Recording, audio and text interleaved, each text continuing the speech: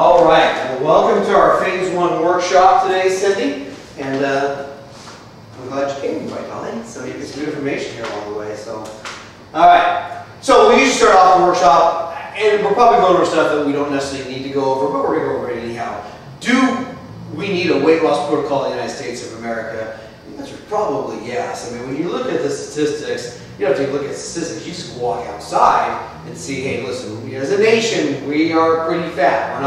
We're not certainly a thin nation by any means. And so when you look at some of the statistics out there, 23.9 million children ages 2 to 19 are overweight or obese, triple the weight of just a generation ago.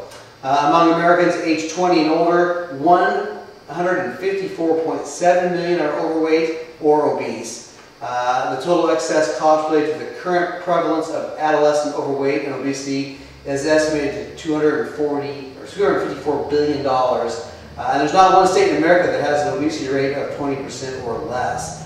And so, again, probably stating stuff that we already know, but kind of like, hey, listen, is this something that really is needed? And it really is.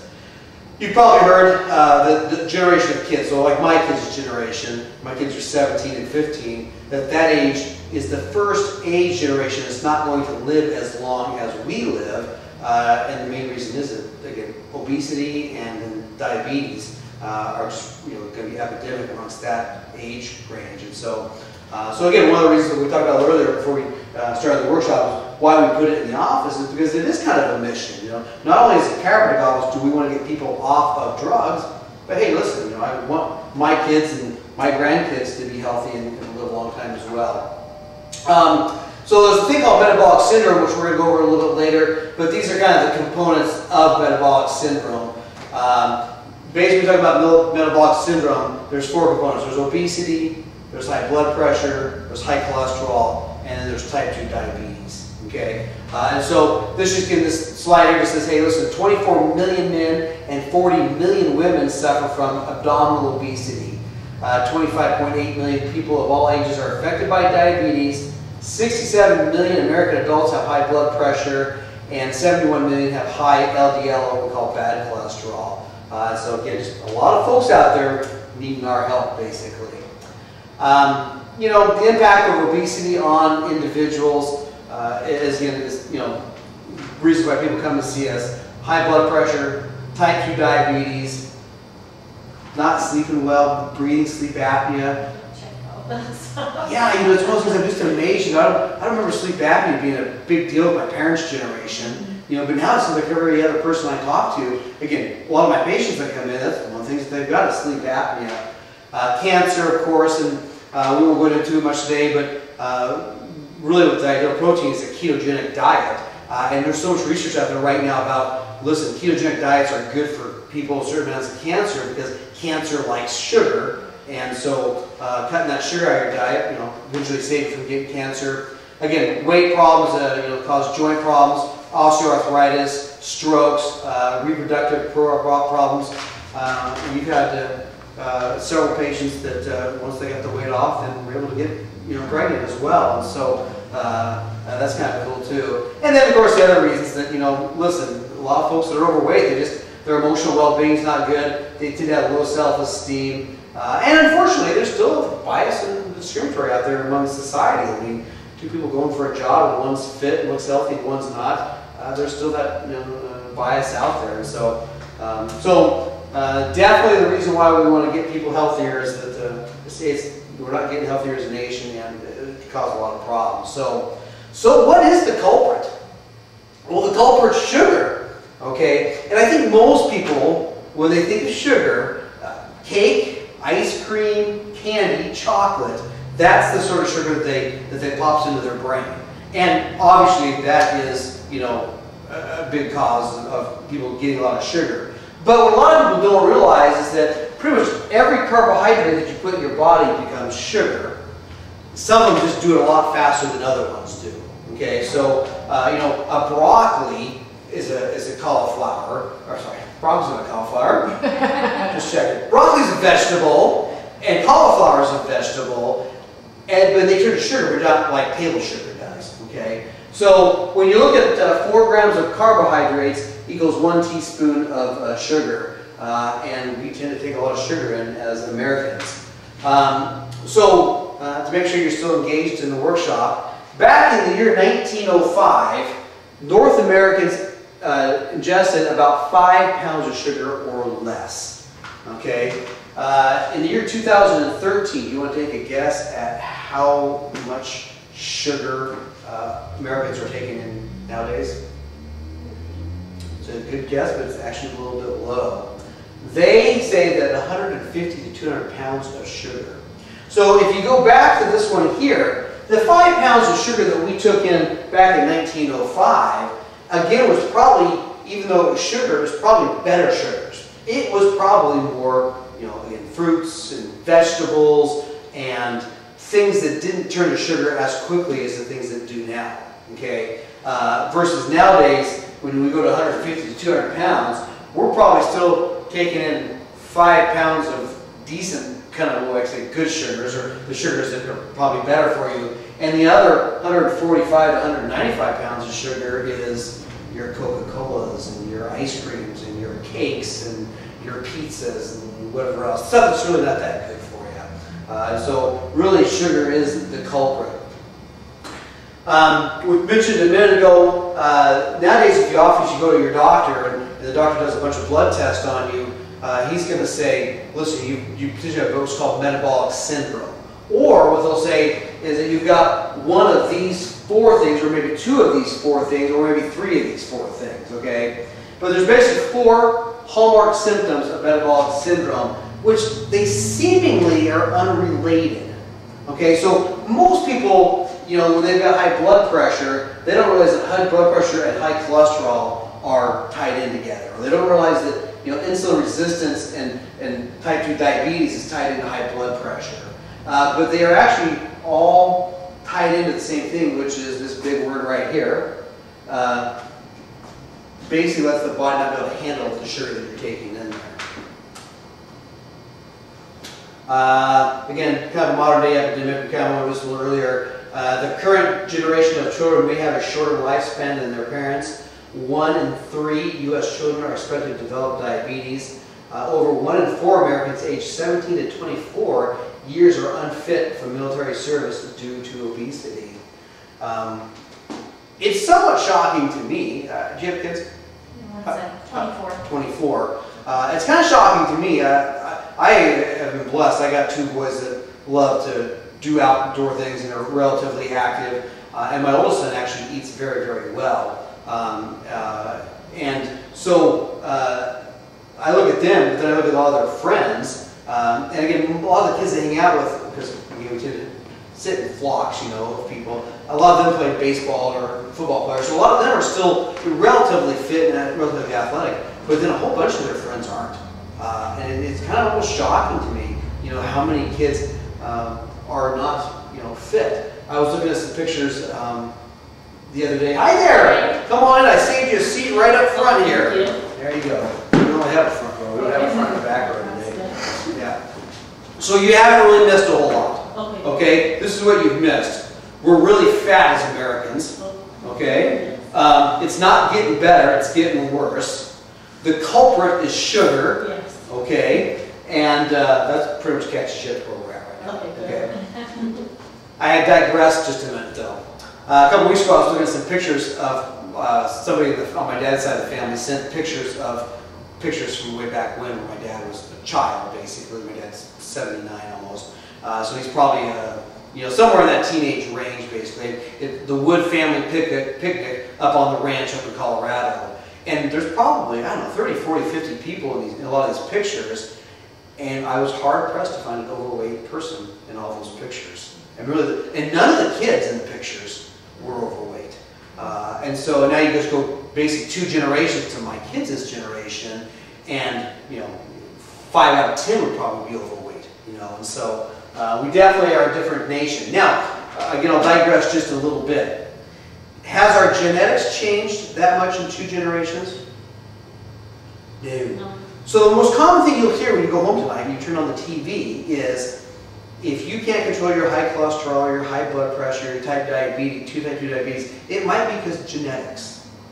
It's not because of genetics, people. Our genetics haven't changed in 10,000 plus years. It's because our lifestyle and our environment that we put our genetics into can't handle what we talked about a minute ago, 150 to 200 pounds of sugar, you know, a year basically. So why and how we store fat? Basically, you store fat because of a couple different reasons. Again, made pretty simplistic here. Bad eating habits. Anybody got those?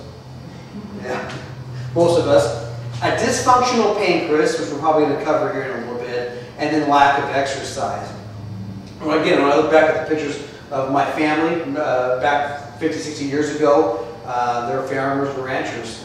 They're getting quite a bit of exercise. I mean, they're tilling land, they're working hard, they're eating foods that are more dense, more nutritionally dense, and they just were able to handle stuff better. I'm not sure I'm going to use the slides much to illustrate this part. This is basically what happens to your body, what happens to most Americans nowadays. Is you've got an organ in your body called a pancreas. Okay, the pancreas is the organ that predominantly produces insulin.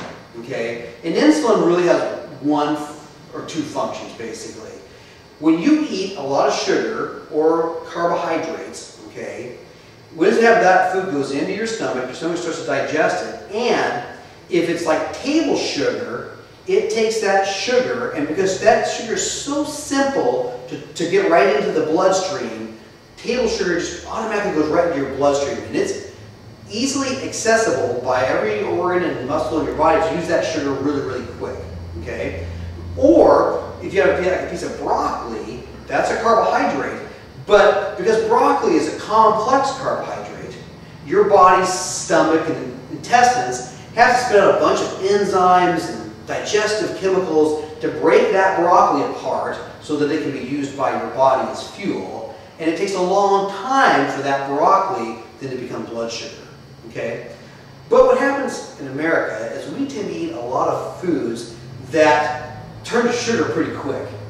And so you're eating these high, simple carbs, and you get blood sugar being dumped into your system, and your pancreas spits out insulin. Okay? Insulin's job is to take all that extra blood sugar, all that extra sugar to run around your system, and get that blood sugar level down.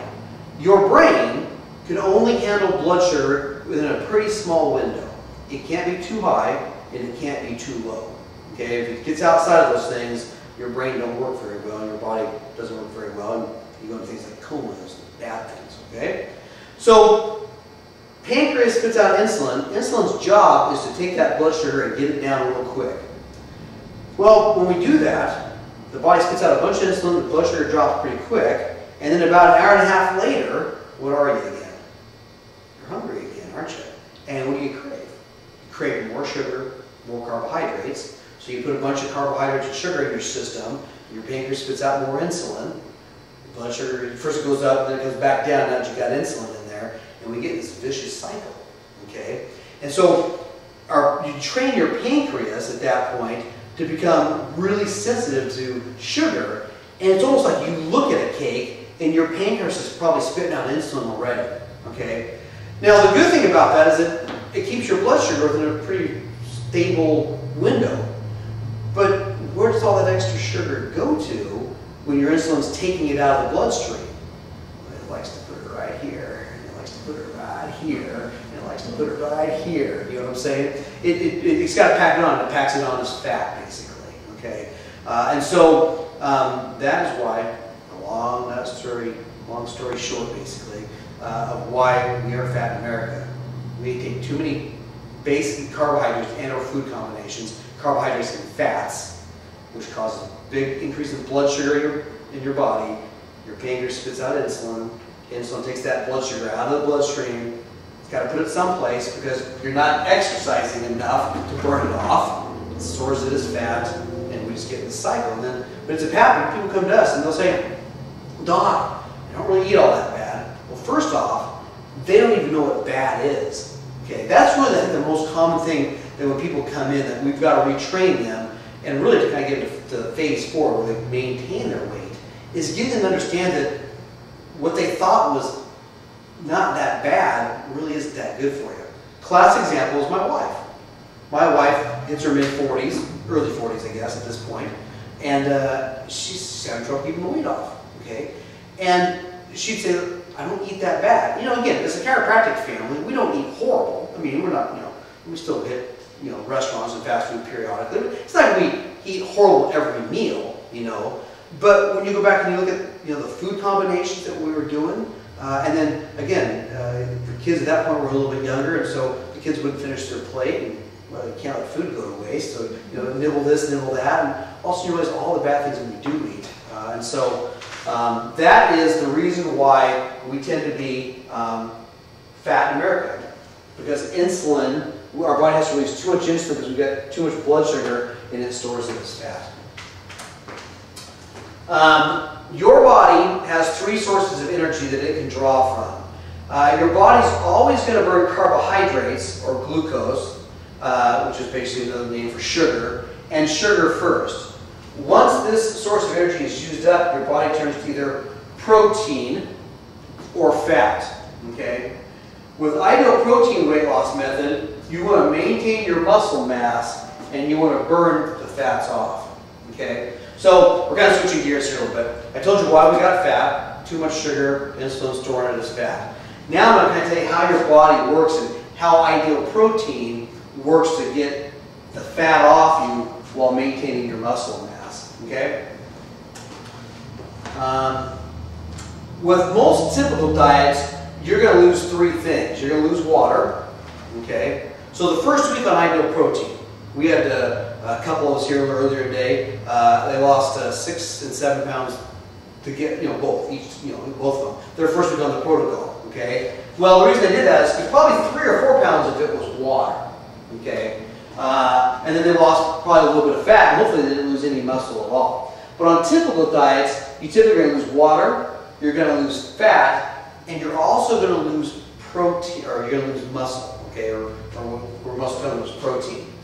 And that's not good. This is one of the main things that differentiates ideal protein from other diets out there, is that we're going to give you a normal amount of protein because your muscles need protein to stay, you know, stay muscles, basically.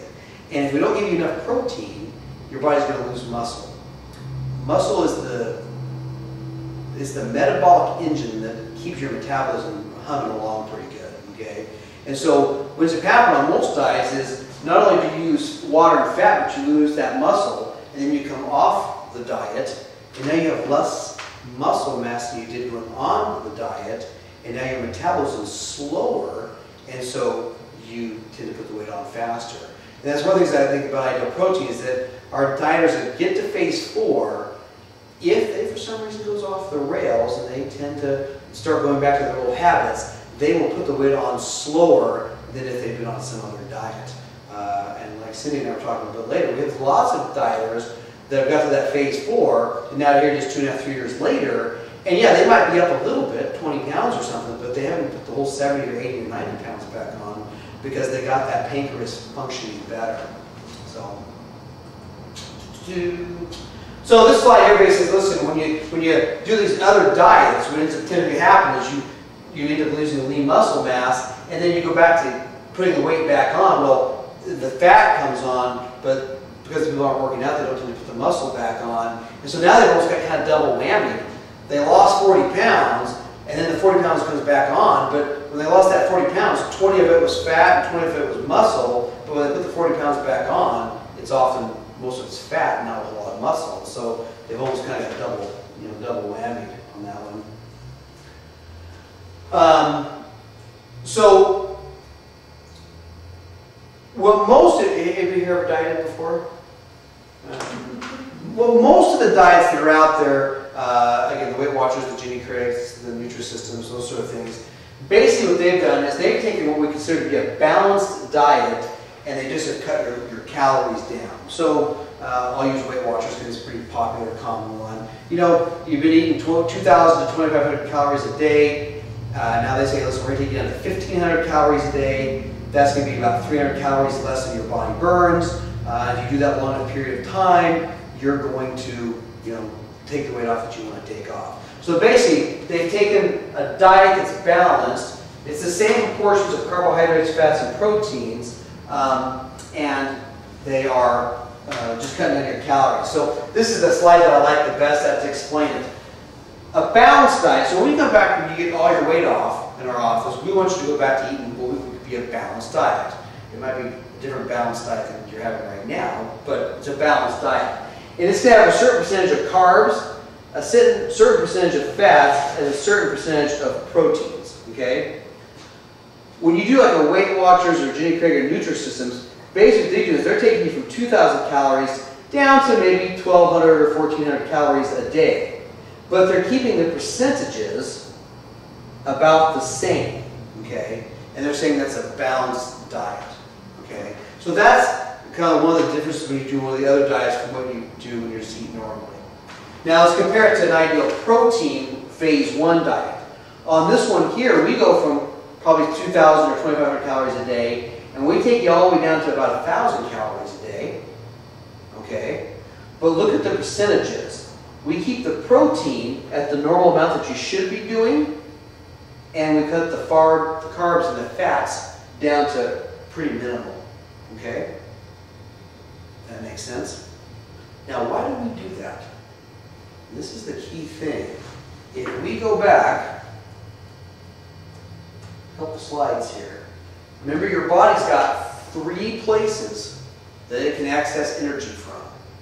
It can either access it from carbohydrates, sugar, from muscle, or from fat. And it does it kind of in that order, okay?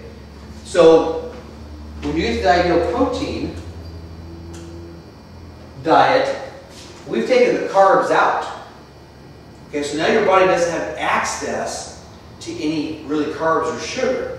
So where's it going to go to next? It wants to go to muscle and fat, doesn't it? So we want to give you enough protein so that your body's not eating away at your muscle mass. That way when you come off the protocol, you have just as much muscle, hopefully, as when you came on the thing. And we don't give you a lot of fats other than the fats you need to stay healthy. So the only place that your body can go to get energy now is your own fat storage cells. It's not getting it from the food that you're taking in. It's only got one place to go. Does that make sense? Everybody with me on that one there? I'm not sure if the later slide says it or not. I think it probably does, but it's okay to reiterate it if it does. The protein that we give you in the packets that we give you is protein that's highly assimilable by your body. In fact, I know there's going to be a slide that talks about it, so I'll talk about it then. The ideal protein weight loss method, basically, we reduce your calories to about 1,000 a day. We're going to give you the right vitamins, minerals, and electrolytes so that your body doesn't think that you're starving it. We're going to maintain that muscle mass, and we're going to ensure that you get adequate protein intake. And that's really kind of the ideal protein weight loss method. On average, a woman on our protocol is going to lose 2 to 3 pounds per week. And so this slide here is kind of taking a lot of math to kind of show you how that happens. If you're usually taking in 2,000 calories a day, and we take you down to 1,000 calories a day, your body's got to find that 1,000 calorie deficit someplace to fuel it. And what it does is it finds it in your fat cells. Okay? A pound of fat weighs about 4,000 calories, or takes about 4,000 calories for a pound of fat. Okay? So this is a 5-pound model of fat. Within this 5 pounds is 20,000 calories. Okay? So we've got to burn 20,000 calories to get rid of 5 pounds of fat. So when you get that 1,000 calorie deficit a day, basically that's all coming from fat. And so that's where you're able to lose 2 to 3 pounds a week for most of our female dieters. If you're a man, you often lose 4 to 5 pounds a week. Why? More muscle? More muscle. They got more metabolism. Their metabolism's higher. Yeah, exactly. And so basically this says, and this is an example, if you get 8,000 calories times 7 days, that's how many calories a day you're basically, that's that deficit I talked about, and it just does the math out and explains why you can lose that amount of weight. Let me just see. I'm going to go to this one here next. I already kind of explained a little bit why we use the protein. We will give you protein that's really accessible to your body to prevent muscle loss. Pretty much everything that's vital in your body comes from protein, and so that's why protein is important. It's not protein that makes you lose weight, though. Some people will come in and they'll say, well, in fact, one of the questions we ask sometimes the second or third week says, is protein make you lose weight? Protein doesn't make you lose weight. Your body chewing up fat makes you lose weight. It's just that protein helps you keep you healthy while you're doing it. It keeps your blood sugars level. So why ideal protein foods and not animal protein? So a lot of folks, so anybody familiar with the Atkins program? Yeah. So on Atkins, basically, you can have as much meat as you want to. Really, as much fat as you want to as well. Okay.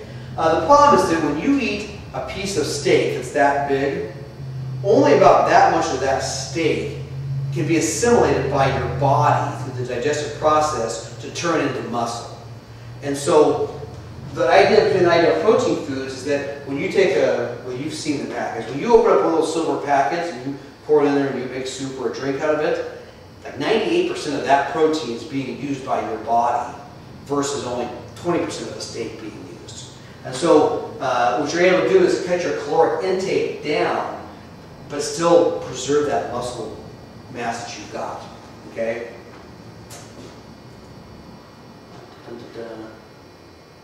I'm going to go back a little bit because I want to go and explain something real quick here on this slide here. I think that one of the common things that people that are sitting in the audience will say at this point is, geez, Doc, I've done this diet before and I was miserable because I was hungry the whole darn time. Or they've done maybe like HCG, which was a popular one a couple years ago, the drops. And on that diet, you only have like 500 calories a day. So like my wife was a great example. She did HCG, and she was starving the whole stinking time. So a lot of folks say, geez, Doc, I'm hungry. Sometimes I'm actually hungry at this caloric intake.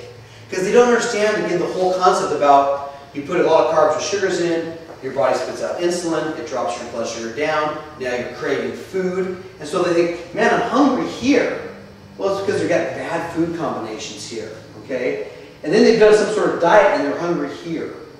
The good thing about ideal protein is that what ends up happening is that when your body you're not putting carbs into your body anymore, and you're putting in just the amount of fat that it needs, and your protein is enough to keep your muscle mass, your body starts to use your fat as an energy source.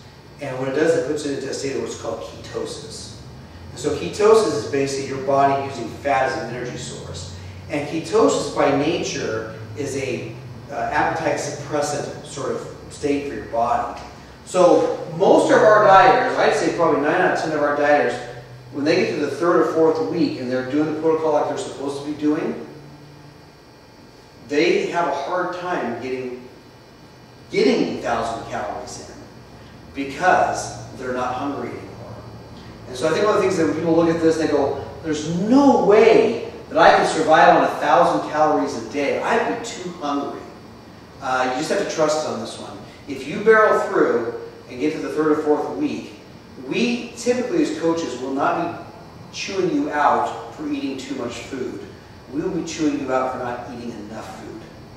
It's the most common, and I'm going to tell you this 2 or 3 times right now because through the 3rd or 4th week, unless we're probably going to have that conversation with you. Again, because I'd say probably 1 out of 3 people we have it with probably. We look at their journal and they're only having 3 cups of vegetables a day instead of 4 cups of vegetables. Instead of having 3 ideal protein meals, they're only having 1 of their ideal protein meals, or 2 of their ideal protein meals, or skipping 1, and we'll say, why? I'm just not hungry. It's one of the more common things we hear. So, okay, so let's go back to this one there. So an overview of ideal protein weight loss method. In ideal protein, there's 4 phases. There's phase 1. And basically, phase 1 is, and we're going to go over here in a minute, I'm going to give you some sheets. It's what you do until you get 100% of your weight loss off. Okay? So, the most common question we get at this point is, how long is it going to take me to lose the weight? I don't know. How much weight do you want to lose? If you want to lose 30 pounds and you can get 2 to 3 pounds a week, it's going to take you somewhere between whatever, 2.5 goes into 30 pounds, 15 weeks approximately, give or take a little bit. If you got 100 pounds to lose, it's going to take 3 pounds into 100s, 33 weeks or so, okay? And so that depends on how much weight you want to lose. Once you get the weight off and get down to your goal that you want to do, there's a phase 2 and a phase 3. And basically what we're doing is we're taking out the ideal protein foods and adding in some of your own food, okay? And then phase 4 is basically a stabilization phase, and that's where you're not eating ideal protein food anymore. You're managing by eating your own food at home, okay? And that's phase 4. Your coaches here, we have 3 coaches in the office, Chris, myself, and my wife, Vicki. And our job is to give you tough love. I mean, to be quite honest, and I think we're probably too nice a lot of times. Because I think, you guys ever watch the Biggest Loser, sometimes they gotta chew those people out, but you really, to get results, sometimes the coaches gotta, we try to support love. Obviously, that's where we want to start. We start off with love and kindness, but sometimes we have to say, listen, how bad do you really want this? We're here for you. It's not, you're paying us basically. You're buying food here to have us hold you accountable. And so that's kind of our job as coaches, is to help you get through that process there. And so, I'm sure the next one here. So I think what I'll do now is I'm going to pass this out here. Although Cindy's already seen these.